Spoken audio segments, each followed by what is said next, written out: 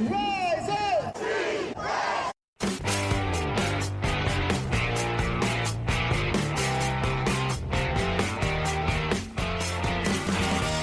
This is the Rise Up See Red podcast, all about the Arizona Cardinals and the NFL, featuring insider and outsider perspectives. Enjoy the best hour of Cardinals talk on the web. Now here are your hosts, Jess Root and Seth Cox.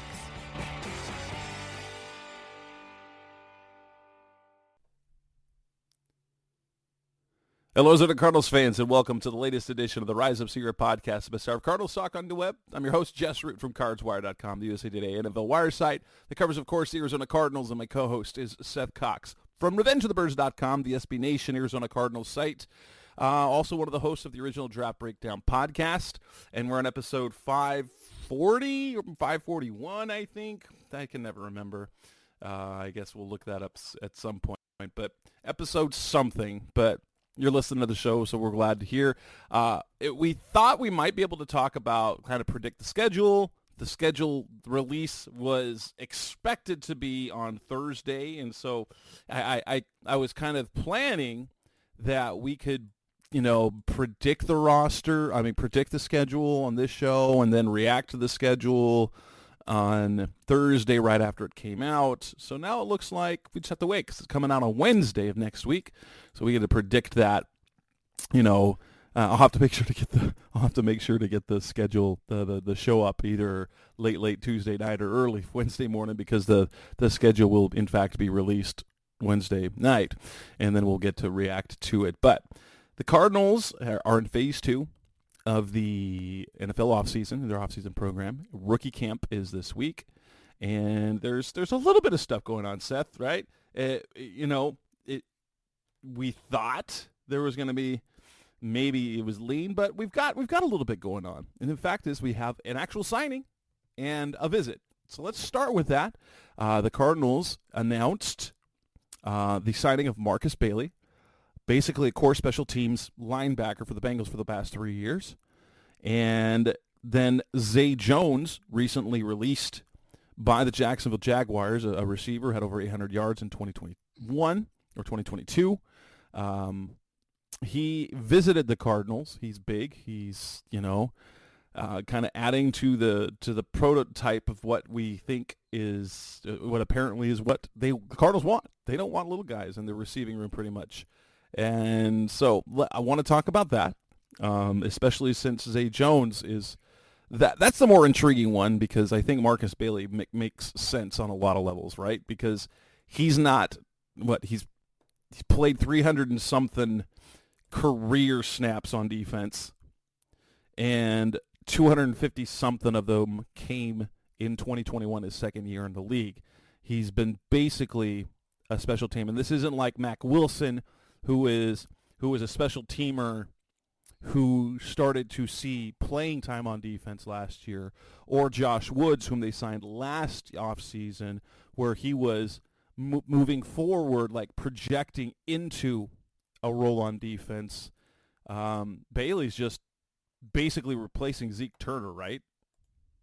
Yeah, it feels like it. And he's a veteran special teams savant. He's an ace special teams guy. And so I like the addition. I know it's not really a needle mover in the sense of intriguing or sexy or anything like that, but I think it's a good move for this team and what they need and kind of how they're going about their business, which is, fun to see, because it's a little bit different than what we saw with the previous regime, and so they just continue to kind of have an idea of what they're doing, especially on special teams, right? It's a very integral, and not that Time and company didn't, but it just seems like it's more of a focus with this group. Well, and if we look at it from this point of view, Zeke Turner had been in the league since 2018, played 6 seasons with the teams. They just got a little bit younger, basically. And then the difference being as well, Turner, a converted safety into linebacker.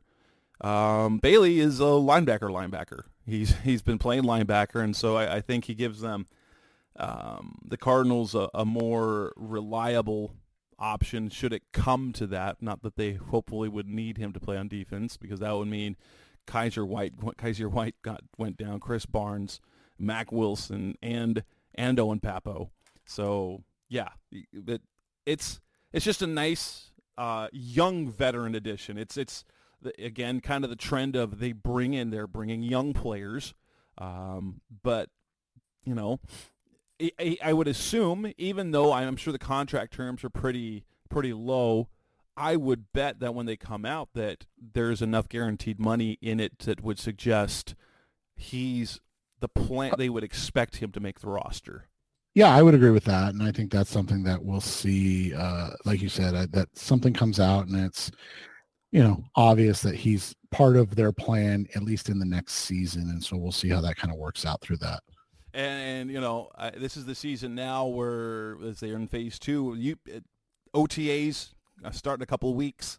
That's when we'll start seeing our first, roster predictions. Roster projections. So I'll honestly, on Cards Wire, probably next week, I will probably late in the week before they start OTAs, the following one, have a 53-man roster projection. Then after OTAs, I'll do another one, and then after minicamp one, and then right before training camp. And, those are things that fans hate and love, but because they're like, why are you doing – well, they love to hate it, so they love it. And then they get like, that's the thing. They always hate them, but guess what? Those are the ones that people are reading. They click on all. They click them always. Right, exactly.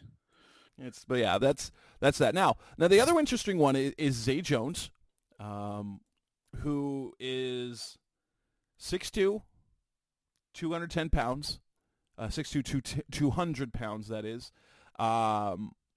Former second-round pick in 2017, and has been with Buffalo, the Raiders, and then 2 years in Jacksonville. He had his best season. He had his most productive seasons 2 seasons ago in 2022 when he had 82 catches, 823 yards, 5 touchdowns. Was one of their starters there in Jacksonville.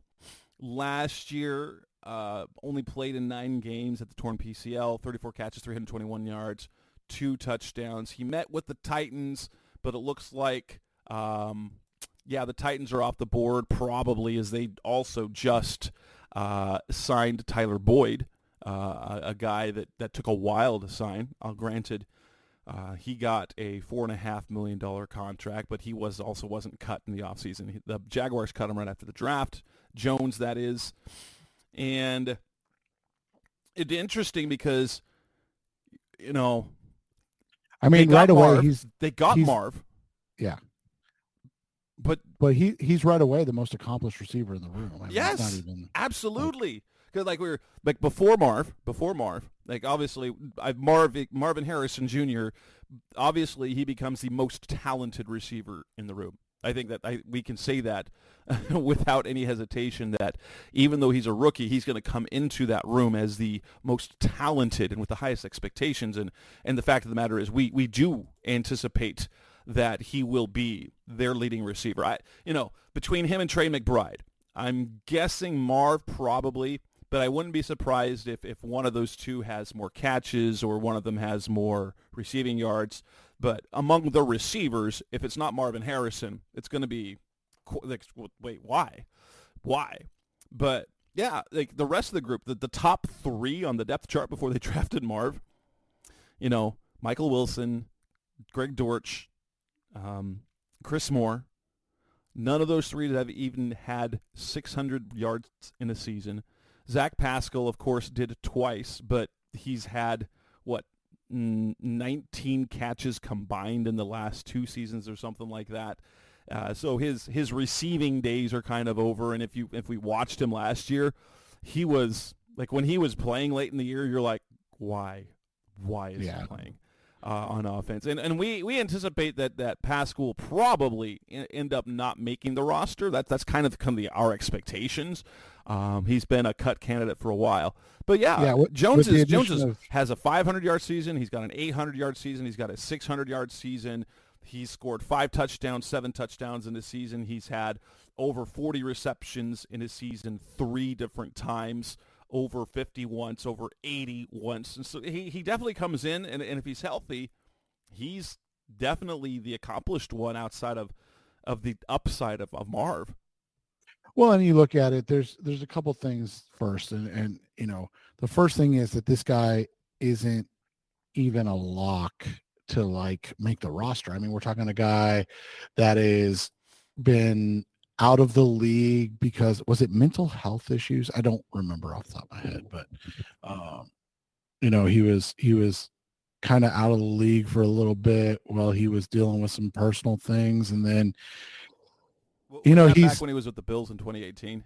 Yeah, I think so, and or 2019, and then they traded him, remember, to Oakland, and everybody was like, why did you trade him to Oakland? Like, that's like the worst. And but like you said, he is, from this standpoint, he's the most accomplished receiver that this roster's had. The issue becomes a couple things. One, he's going to be 20, or he just turned 29, so he's not like a spring chicken anymore.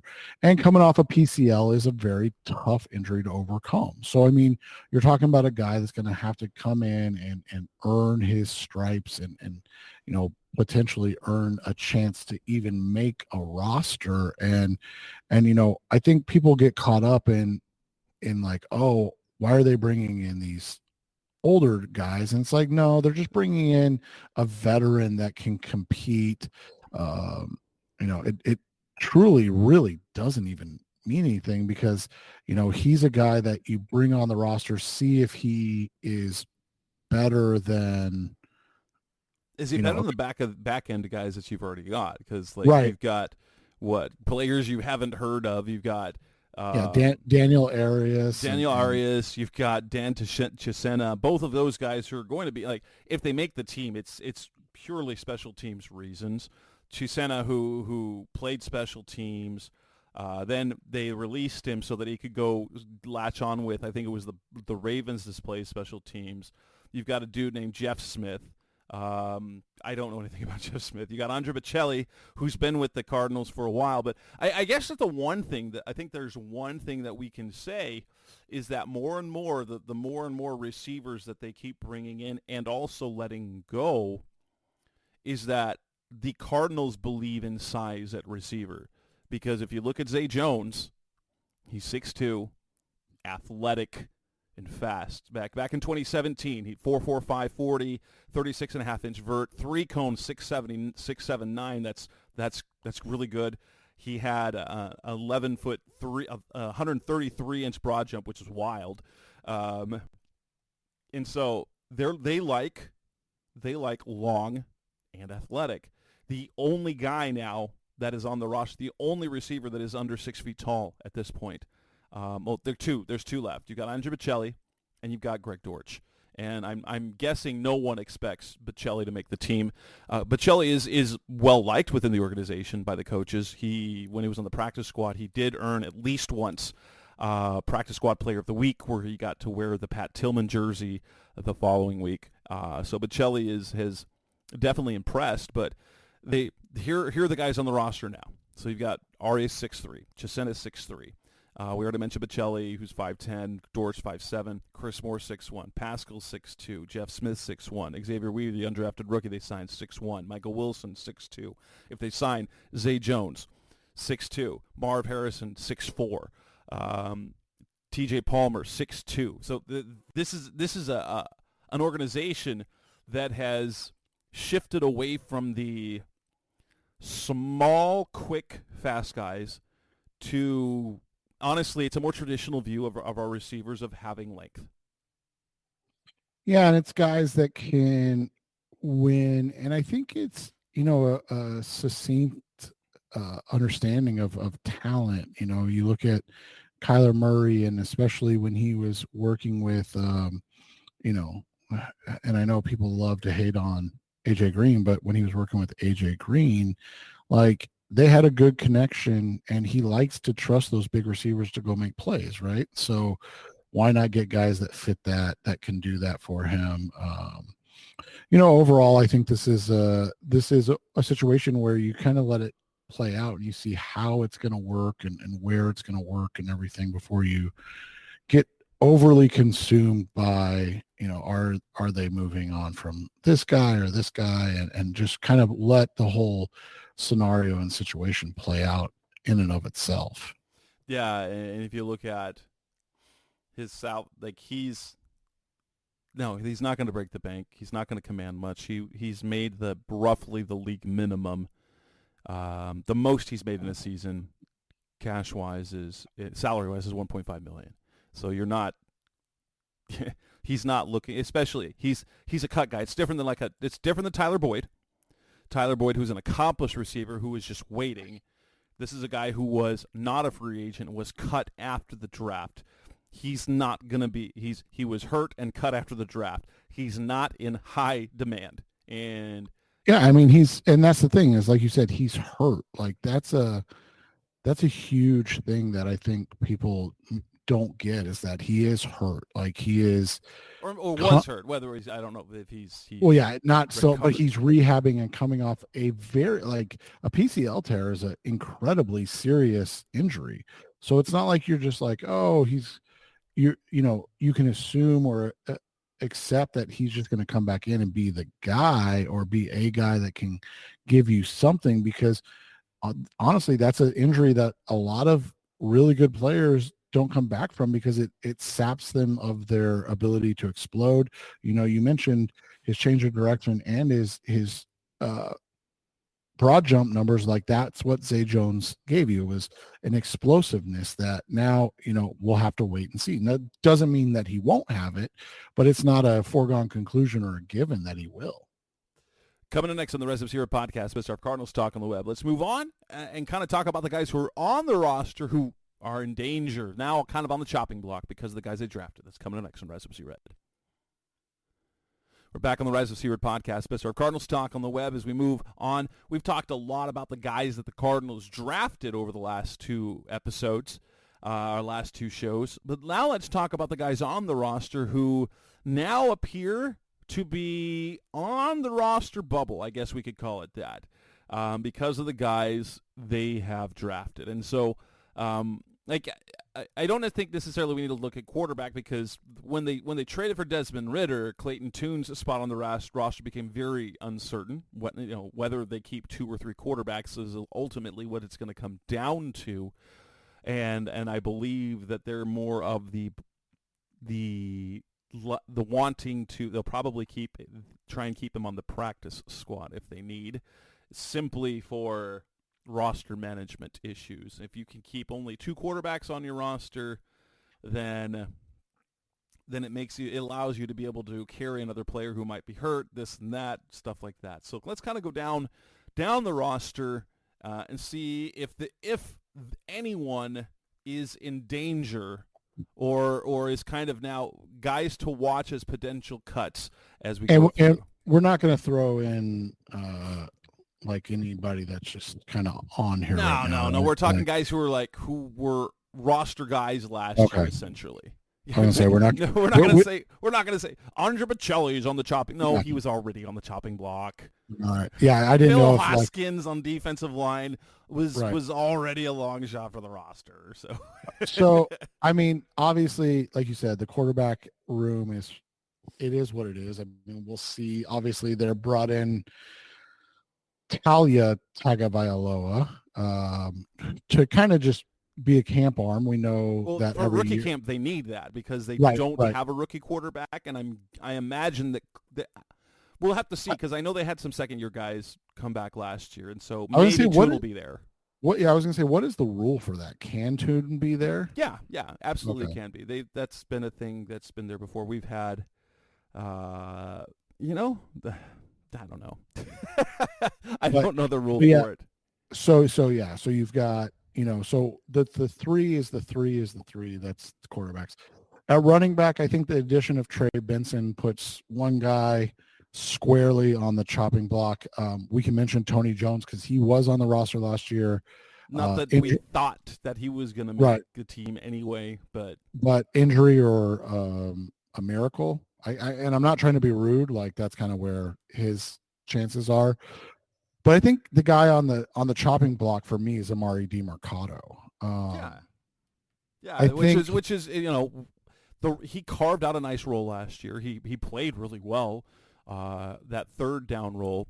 I'm also not going to rule out Michael Carter. right. I the only reason I think Carter has a slightly better chance than DiMercato, and not that it's like, we're talking minuscule, is that I think Carter is a better, what you would call a quote unquote third down back. Now, that was the role he was pushed into when he was with the right, Jets.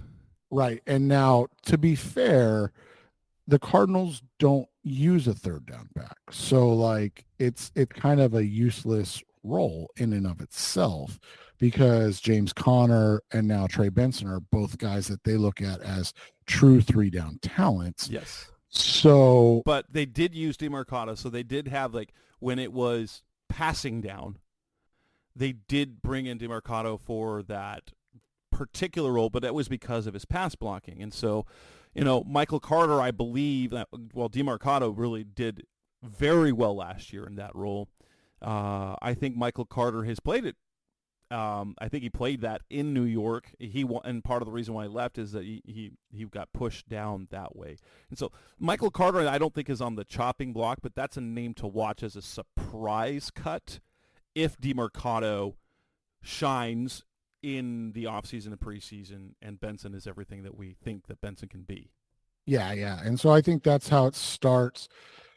So those are the two. I mean, I don't want to say DJ Dallas is a lock, but he feels lock-ish. Oh, I mean, obviously 3-year deal with guaranteed money. right. That feels like that he was always going to be on this roster. From there, you go to tight end. Trey McBride is a lock. Elijah Higgins feels like a lock. Yeah. And you would assume, barring him just being struggling mentally with the game, Tip Ryman is a lock. Yeah. I mean, unless he just can't line up, right, or like doesn't understand, then he feels like a guy that's a lock. So that leaves Travis Vokalek, who they signed from the practice squad, right, last year? He signed off, I think it was Tennessee's or Baltimore's practice squad after Jeff Swaim got hurt. But yeah. So Vokalek is the guy that's kind of on the chopping block now because, he was kind of the Jeff Swaim guy in a way, and they just drafted a massive blocker. Yeah, and a upgrade, let's be honest. Yeah. And so Vokalek is on the chopping block. Blake Whiteheart, who they loved last year, but again, an undrafted free agent, is on the chopping block. I mean, he's a guy. I think he got some snaps last year, if I remember right. Just a few. Yeah, but he's a guy that, and then how long can they keep this Bernhard Seikovits on the international player? I think they haven't. I don't know how old it is, but they renewed it. And so originally he would have been like he could have been on the roster, but not with the exemption. But I think they have a yearly exemption, and so we'll see how that goes. I mean, they love him. But yeah, it just feels like it's one of those situations that's it's teetering, and at some point it has to be done. Yeah. And again, not that he's bad, but they're investing so heavily in this, and the emergence of Elijah last year was fantastic, right? Yes, that was the fun one, is that guy they claimed off waivers and then had sitting for a while, and then to emerge and I've said it a couple of times, were it not for Trey McBride's breakout season last year, all the hype would be about Elijah Higgins, about he's a breakout player, he's that Ricky Seals Jones, he's that he's Dan Arnold, the guy that after you got a few good games and a few catches, you're like, ooh, that's the tight end who's going to do it. And we've gone through it over the last decade with about 3 or 4 different guys, and now we've got Trey McBride. Now you can just look at Higgins as a guy. Hey, okay, he'll be a nice second or third tight end. that you can throw into the mix, because you obviously, like, and the truth is that the Cardinals do have a role for three different tight ends. I believe they were number one in 13 personnel. Right. But even then, when they go 12, they kind of swap out some of the. So sometimes they had McBride and Higgins, and sometimes they had McBride and Swaim, and sometimes they had McBride and Higgins at times, just depended on the package. And so they do regularly have a role, not necessarily a large role, but they have a role for three different tight ends in their offense. So, the tight end room feels, and here's the thing, they might keep 4 tight ends. So it's not impossible with, like you said, how important the position is in the offense, but we know they'll have 3 for certain. Yeah, and I think last year mostly they had 4 guys on the roster, but mostly had 3 active on game day. Yeah, I was going to say 3 dress. So that takes us to the wide receivers. I think we're comfortable with the top 3. Obviously, Marvin Harrison Jr., and then Michael Wilson, Greg Dortch. From there, it gets really intriguing, right? Like, I feel like there's not a lock after that. Maybe right. Chris Moore. I think because of they paid him $500,000 in a signing bonus and guaranteed $250,000 of his salary, that he's close to, like, it's not that he's a lock, but when you guarantee $750,000 in cash in year 1, they're expected to make the roster. And we always kind of felt that Zach Pascal was on the chopping block to begin with, but we also thought that he probably would get cut earlier in the offseason. But when they didn't do anything at receiver, that kind of makes sense. Now, and I know that Pascal brings a lot of intangibles to the locker room with his connection with Jonathan Gannon, so I'm not sure, but you have to feel like he, number one, especially with drafting another guy behind him. So you got Chris Moore, which kind of felt like a Pascal replacement. Then you draft Tajon Palmer, and then you guaranteed $255,000 to the undrafted rookie in Xavier Weaver. And you're just kind of looking at it and you're going, who's the guy that's the odd man out? And maybe that was simple as, I think it's as simple as Zach Pascal is probably that guy, probably. Yeah, and so you have Pascal. You mentioned TJ Palmer.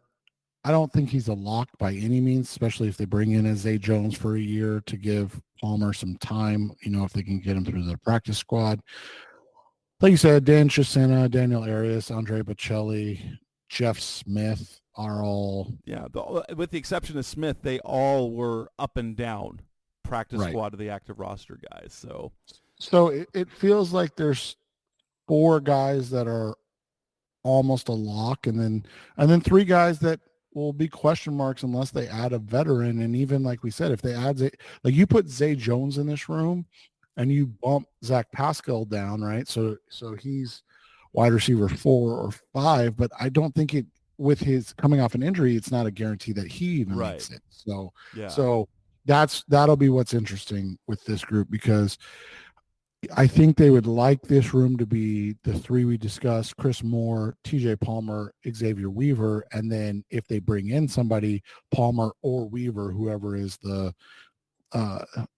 less ready float to a practice squad position, and you bring in a veteran, like you said, like with Zay Jones. Yeah. The offensive line, by drafting Christian Jones, that was the one that I talked about as being, hey, keep an eye on him as a red flag. That don't look like, if he's good, you could say that you put Calvin Beachum on the chopping block. I'm not prepared to put Beachum on that chopping block because of the value that he has as a veteran being able to play both. I don't think you can either. Like, it doesn't make any sense from a roster building standpoint to put Calvin Beachum on the chopping block right now. When all that they did this offseason, like they replaced DJ with Jonah Williams, so your starters, but like your depth, they threw all the depth at center and left guard.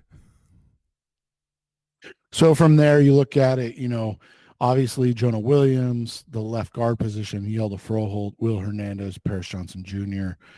I think you look at Isaiah Adams, Elijah Wilkinson, Evan Brown as all locks to make the roster. And the reason I say that is because they're all left guard, interior linemen, and Brown has played a lot of center. So that gives you three guys.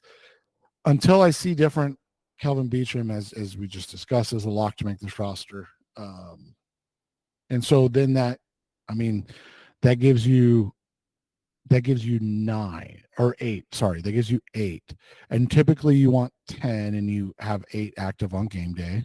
And so then it's, between Tristan Colon, who's been around, Christian Jones, as you mentioned, John Gaines, and then Dennis Daly, Carter O'Donnell, Kith Ishmael, all these guys that have been, around. Ishmael was on the roster all last year, but I think was active one game. He was a backup center.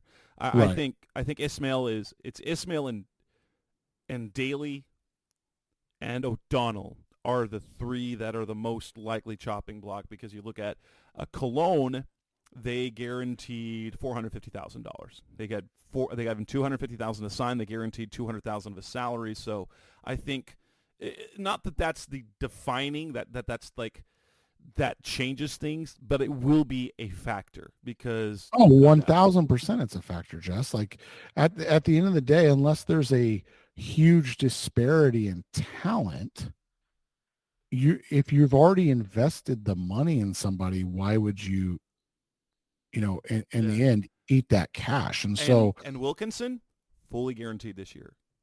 So I think, like I said, I think I think you have 8 locks. I think Cologne is as close to a lock as possible. And then it comes down to Daly, Christian Jones, John Gaines, and maybe you throw another name in there, but nobody's that's jumping off the page that you're like, this guy has to make the roster. Right. Here might be a maybe. And Yelda might be a surprise on the chopping block. Yeah, if Evan is the guy at center, right? Right, because they bring in Evan Brown, who has been a starter for a lot. They guaranteed $1 million of his salary this year, so he got $650,000 to sign. He's going to be here. They guaranteed $450,000 of his $1.4 million salary this year, so you feel like he's a lock. So John Gaines, he's basically a rookie again this year. He spent the year on IR. And so, but quietly, as much as it felt like Yelda kind of built himself into the roster, there's no monetary commitment to him this year. And like, you've got the cap hit at the 550 because he was given $1.1 million to sign last year, but he might be a surprise. Not that I'm saying that he deserves that, but if they brought in Evan Brown intending him to be the upgrade over Froholt, and then you've got John Gaines and then Keith Ishmael as well, you've got 3 guys that can play center plus the flexibility of Cologne. You could go with Froholt and save a little money, because he's a $3.8 million cap hit this year, and you could save 3.2. But that's not a lock. But the guys that are truly on the top, like I mentioned, so O'Donnell, Daly, and Ishmael. Sorry about that. And then I think a quiet wonder is Froholt. Yeah, and I think that's a fair and accurate assessment of the situation. On the defensive line, where they've remade the position, obviously. So they re-sign L.J. Collier. They draft Darius Robinson. They sign Justin Jones, Bilal Nichols, and Kairos Tonga. So they've got guys behind him. I think Roy Lopez now becomes who's been a serviceable player. Roy Lopez, even Dante Stills. I think, a little bit on the chopping block. They're not locks anymore, man. Like, it's not a lock that any of these guys make the roster, because it is like, this has been a place of investment to improve on last season. And here's the thing is you can love a player as much as you want to. You and I were big Stills fans, um, big Collier fans. We like what Roy Lopez gave, very workmanlike. But at the end of the day, when you're a cog in the wheel of the worst defense in the NFL, that's how the cookie crumbles sometimes, right? Like you're being looked at to be replaced, and that's the thing about all of these positions, right? They're all being looked at to be replaced all the time. But especially if you come in and you're just a guy that, there's some less than flattering verbiage, I guess, that you can say, but uh, when you're a guy that is the best player on a terrible defense, it's not a good thing. No, no. And here's another thing. With Darius Robinson, I was just looking at LJ Collier's contract. As much as they liked him last year, and as much as he was happy to be here, there is nothing about his contract that suggests he's a lock. He's making the league minimum. He only got $25,000 to sign, and so even more than last year. This is very much a prove it deal again for LJ Collier, and I feel Darius Robinson is kind of a rookie version of Collier coming out of college.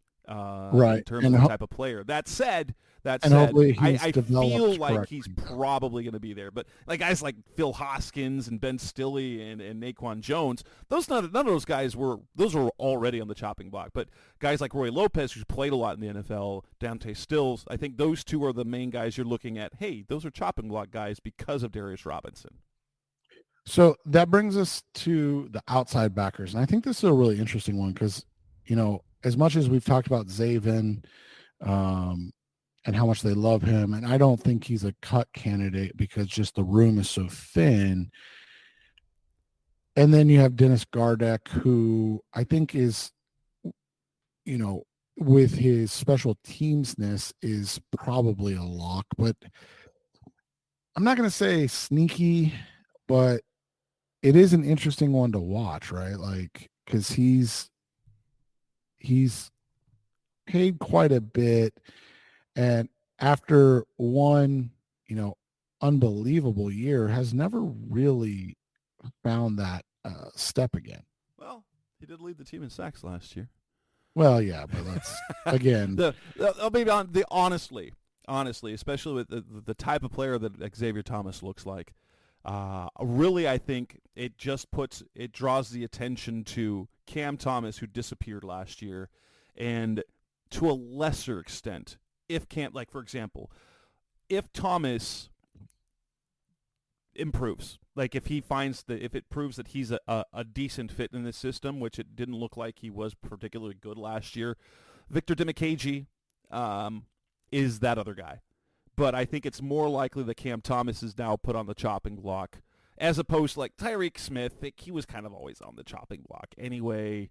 But if we're looking at the roster the way it's built, and then I'm looking at that. It's like primarily Cam Thomas, but maybe Victor Dimukeje with Xavier Thomas.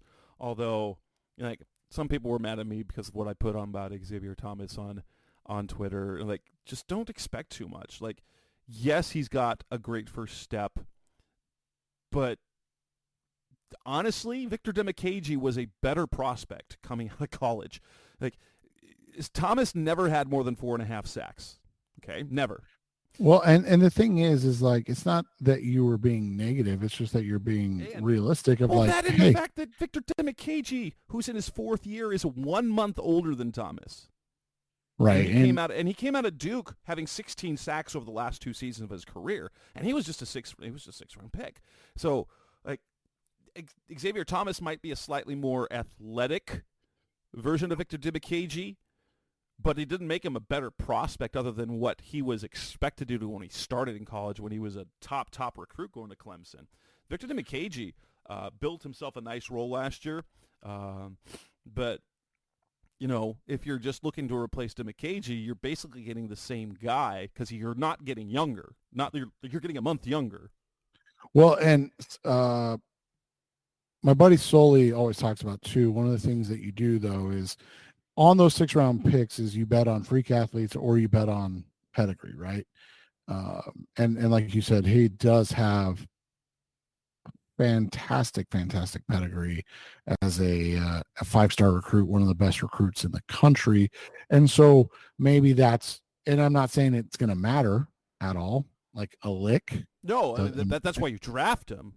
Right. So you draft him with the hope that, hey, maybe that's still in there, right? Like maybe that guy is in there, and it just, with all the things that were happening at Clemson, losing Brett Venables, the kind of tumultuous situation that was happening with Dabo and his refusal to use the portal and things of that nature.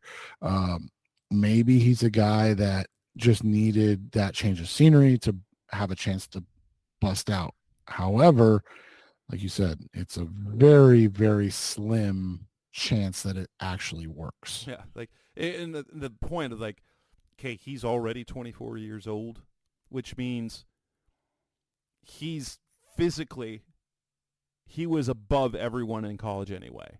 Like he reached his full physical potential likely, and wasn't dominant in college, as opposed to like Braden Fisk, who was also older than everyone, but was the best player on the field most of the time. And you're generally not going to go from not dominating on the field in college to being very productive in the NFL. There are very few times that happen. Like, I think Dennis Gardeck's one of those cases, but Dennis Gardeck went to this tiny Sioux Falls school, and they drafted him originally to be an off-ball linebacker before they moved to the edge, just because he was just so undersized. So, yeah, but ultimately outside linebacker, I think Cam Thomas, and to a much lesser extent Victor Dimukeje. Will we go to the off-the-ball linebacker? Nobody. Nobody on the chopping block there, in my opinion, because of the draft. Because, hey, they didn't draft an off-the-ball linebacker. Well, you look at it, there's some names, obviously, and they just brought in Markus Bailey, so he feels like a lot. But, like Tariq Maddox-Williams and Trevor Nowaski are probably not going to make this team. But there's 5 guys, Kaiser, Chris, Mac, Owen, and now Marcus, that are virtually seem like locks to make this roster.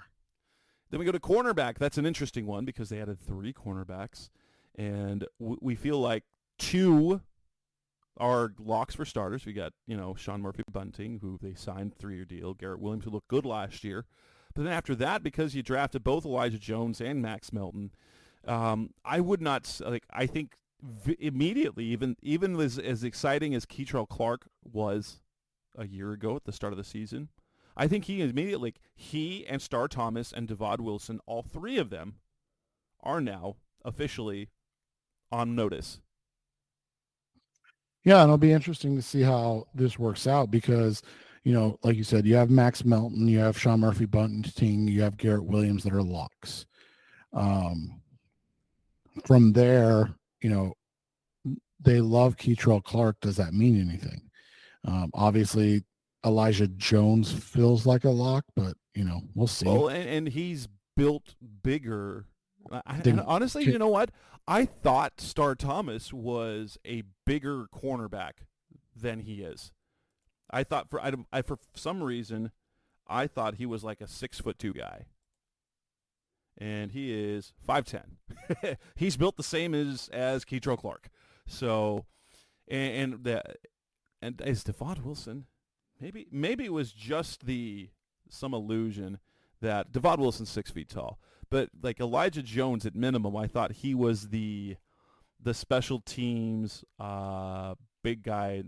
I thought he was like he's going to replace Star Thomas. But I think Keitrell probably has a more likely, but I think very much so. But I think all 3 guys, Keitrell, Star Thomas, and Devad Wilson, and not that Devad Wilson was a lock for the roster, but he did start a few games. But I think all 3 of the guys who put a notice, and I don't care about the other cornerbacks on the roster because they were just guys anyway. Yeah, and then you got the safeties, and Jalen, Buddha feel like locks. But let me ask you a scenario. Obviously, you're not going to cut either of them. Well, I mean, maybe, who knows? But Could you see if Rabbit, you know, Adrian Taylor Demerson looks really, really good?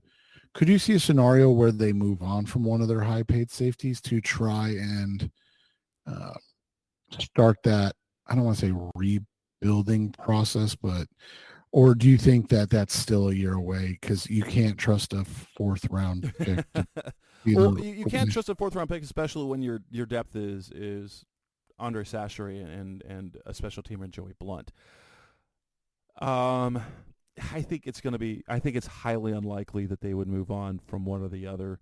Um, I mean, here's the thing. The well, one we that always thought they were going to do something with Buddha this offseason anyway, but the way the safety markets, but yeah, I don't see. Could it happen? I think maybe a Buddha trade could happen. So the nice thing is Buddha's dead cap's only 4 million. I mean, it's 3.9, but 4 million. So that's the question that you have to ask, right? And again, I don't think it would ever come down to like, would they cut him?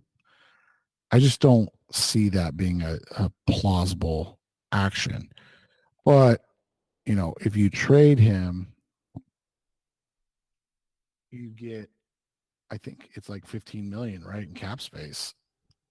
Because I don't know. I just, you know, I'm throwing it out there. So I don't think it's going to happen at all. And then it seems more like that Sachary is on the chopping block because Joey Blunt did really well in special teams, and so his role would be special teams, while Rabbit's role on this defense is likely the role that Sachary had as the number 3 safety, the dime safety who comes in while Buddha and Jalen, they're going to start. Rabbit plays that third safety, and then, you know, he is the succession plan for either Buddha or Jalen, who they will probably move on from, one of them after this offseason. Yeah, so it just doesn't seem like, you know, it. I don't know if they're, like you said, I think Froholt is really the name that could be a surprise. Like if Cam Thomas played last year, maybe, but he you know, I don't think it'd be a surprise to anybody. No, like it's disappointing because I'll be honest, like I loved the pick of Cam Thomas. I thought he was going to be really good, like as good as you could expect from like a third round pick. I was really excited about him. You know, he's got the athleticism, he's got the want to, and apparently he was a better fit for the Vance Joseph scheme than the Nick Rallis, at least in year one. Yeah, so we'll see how that kind of plays itself out. But yeah, I mean, it's just a situation where you've got. I mean, we could talk about the special teams. I mean, Blake Gillikin, Matt Prater, the only guys. So honestly, maybe Aaron Brewer, because the kid out of NC State, Joe Shimko. So does Joe Shimko beat him out? I mean, that's the question. So I think that's the only maybe question, and that's like. And he's signed through next year too. Brewer? Oh no, sorry, he's a free agent after next year. Yeah, so he's on a 1-year deal. He signed a 3-year deal like 4 years ago, and he's been on 1-year deals the last 2 seasons as he kind of hit that age. So the thing is with him, if you do release him, you do save $1 million. So you save $1 million, and technically, you're saving $250,000 because you have to, because your long snapper is making $750,000 anyway, so you might save like $200,000. Well, and so that's the funny thing is like these other positions that we talked about. You typically you have a built-in replacement, like you just said, like with long snapper, punter, kicker.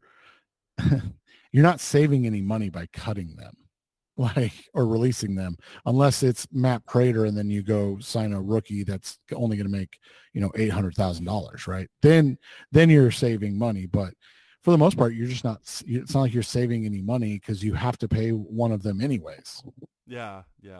And so it would just be a matter of, It's just is the young shifting, guy ready? right? And it's just kind of shifting the cost.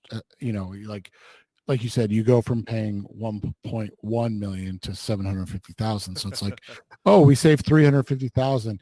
And then if he blows a game, you go, okay, you just lost a game for 350,000. Like that's how that goes. Oh, that's the best. All right, coming up next on the Rise of Sierra podcast, Special Cardinals Talk on the Web. The part doesn't make the thing that doesn't make nearly as much sense to me as an old guy, but people love talking about it. Rookie uniform numbers. That's coming next on Rise of Sierra. We're back on the Rise of Sierra podcast, Special Cardinals Talk on the Web. It hasn't been announced yet, but we do know, thanks to a Twitter account, NFL jersey numbers, we do know, and confirmation from the Cardinals' 2 first-round picks, we know what numbers they're going to have. And so let's kind of talk about it, because if there was one thing that was the talk after the draft, 2 things about Marvin Harrison Jr., one being, why doesn't he have a marketing deal in place, a licensing deal in place with the NFLPA, and then 2, what number is he going to wear? Because number 18 belonged to B.J. Ojulari, their second-round pick last year. And, if he took variations, like, 88, he can't wear his dad's number. That's retired. He can't wear number 8. That's retired. Can't wear number 11, Larry Fitzgerald. That's going to be retired. Can't wear 1. That's Kyler Murray. Like, could he wear 81? Kyler Murray wore an 81 Anquan Bolden jersey on the draft night, suggesting, is that going to be Marvin's number? No, but it turns out that B.J. Ojulari, for whatever, now whether it cost him much or he did it for the good of the team, Marvin Harrison will wear the number 18 that he wore at Ohio State. And so our answer now we have the chance for a momentous player to wear number 18. Yeah, and it'll be interesting to see, because you and I were talking about it off the air, and from like a pure aesthetic standpoint, 18 never looked right. 18 looked weird as on a guy playing on defense. Right. So you look at it, you want those numbers in the 50s, right? Or I guess the 40s now are not too bad. Single digits don't look bad for a pass rusher, and then the 90s, right? So it was always odd to me to see that, but guys have their reasons for it. And there was a legit reason, because number 18 is an honorary number at LSU. And right. Ojulari wore the number 18 jersey his final season there with the Tigers, and wished to continue to do the trend. But maybe, and maybe this is an interesting thing, that I don't know if he had plans of wearing it throughout his career because of that, but it's kind of a number that for LSU transports from player to player. Well, I mean, honestly, at least that question's answered. Harrison's going to wear number 18. So, and in case that we needed to have it confirmed, Harrison Jr. himself posted a picture of his new jersey hanging in his locker on his Instagram stories. You can see that story on cardswire.com if you haven't seen it already. For the second year in a row, a drafted defensive lineman is not wearing a number in the 90s. Darius Robinson's wearing 56. Dante Stills last year got 55, and which, very much a linebacker number, very much a pass rush number as well. And so you kind of look at it, and last year when Dante Stills got it, it caused me to, sit back and think, wait, are they going to use him on the edge? No, they didn't. So it was just them picking a number. And so Darius Robinson he wore 5 when he was at Missouri, but now he will wear number 56, which will, in terms of an aesthetic, that'll look pretty good, because if they use him everywhere, seeing a number 56 lining up on the edge, standing up, no, nothing wrong with that. No, not at all. I mean, Khalil Mack wears 52, so, similar position. I know Mack is more of a true edge. Yeah, but LT. Yeah, LT, right. So, I mean, it just depends on the numbers. So we'll see. We'll see where that goes. But yeah, I mean, with 56, it is a number that we've seen, like Carlos Dansby wore it. Ken Harvey for those old heads back in the day. So, good players that have rushed the passer, and good defensive players have worn it for the Cardinals in the past. Max Melton, their second round pick, gets to wear number 16, which is the same number they wore at Rutgers. 16 is kind of an odd cornerback number, but nonetheless, it's not a number that receivers typically like to wear. 16 is a weird number, but he gets to continue wearing the number that he had. Go on to the third round, Trey Benson. Their first third round pick gets number 33. That's a real solid running back number. I'll have to pull that one up. I don't remember what number he wore in college. I think he was, I got it somewhere. Hold on. I think he was a single digit. I think he was like 3. That would make sense. Yeah, he was 3. So he's kind of doing the opposite of what Buda Baker did. Buda, who went down from 30 to 36 to 3. He went from 3 to 33. That way he gets, which was, Larry Fitzgerald, who wore number 1 in college. That's the reason why he picked number 11. What's better than 1? 2 number 1s. Because at the time, receivers couldn't wear number 1 still. So right. That's why he wore number 11. What's better than number 1? 2 number 1s. Isaiah Adams, he gets number 74. So sorry, DJ. Sorry, DJ, for your 8 years with the team. Your number gets immediately replaced. Immediately. Yeah, and it's just one of those situations, right? Like, it happens, unfortunately.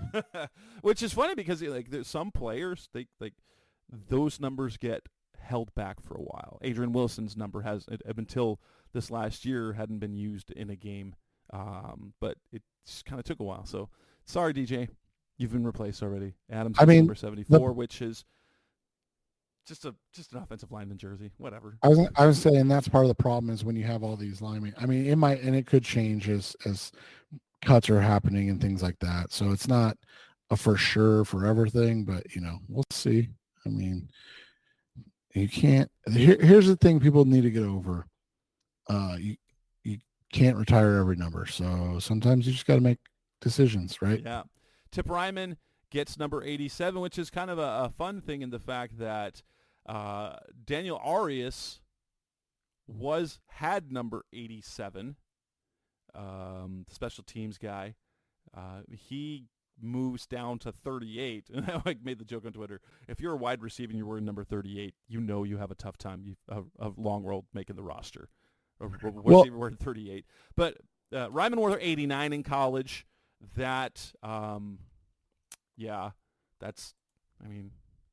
he wasn't able to get number 89 because that belongs to Whiteheart, I think it is. Blake Whiteheart. So if Whiteheart doesn't make the team, Ryman has 87 right now, but maybe he can get 89 if Whiteheart doesn't make the roster. But 87 is a real solid tight end number.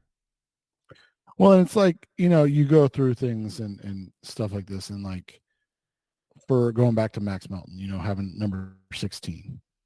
And you just not like, are you going to be like, well, Jake Plummer wore that, and that was really the first quarterback that actually mattered to the Arizona Cardinals. So we can't give that to, like, I get it. It's hard, but at the end of the day, you just got to kind of move on and get over the number situation. And Ryman with the 87, it's the right aesthetic. Yeah. That's it. Like 87, 88, 89, and 88's retired, so they can't use it. Doesn't that scream blocking tight end? Yeah. So tight end numbers are, I mean, and 87, obviously Travis Kelce, so that's not a bad number to have. Yeah, there's that, of course. Elijah Jones, number 28. That's a very defensive back number. I'm not too terribly worried about that. Rabbit, Taylor Dennison, Dadrian Taylor Demerson gets number 42. Which isn't, of course, that's not the Pat Tillman number for the Cardinals, which is number 40.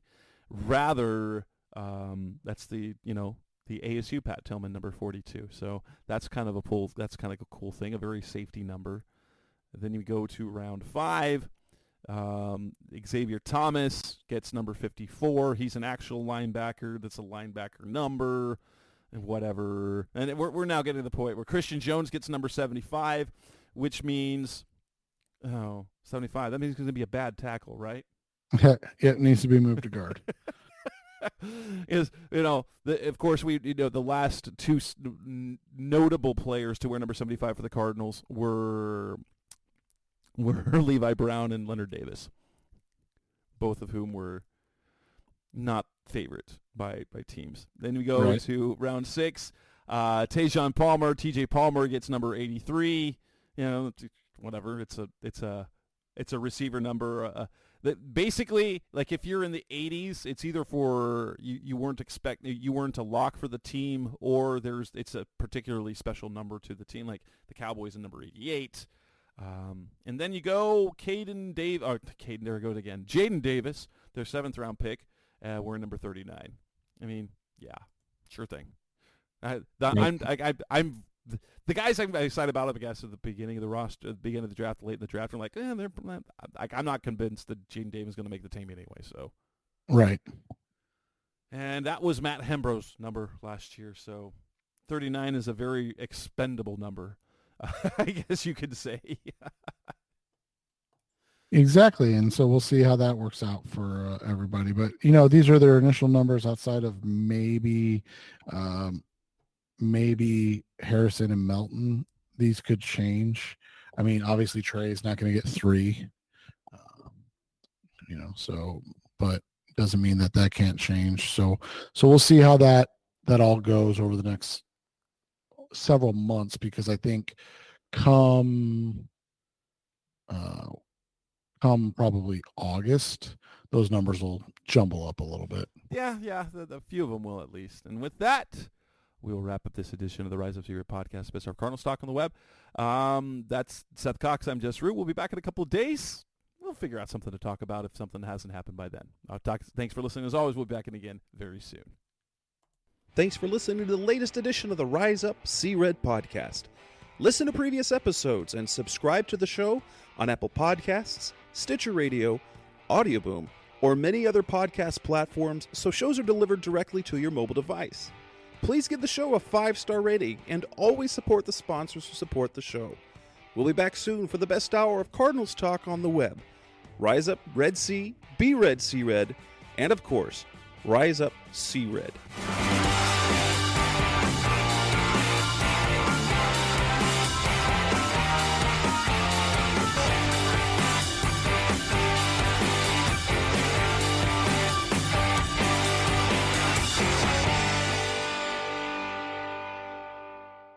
Roll!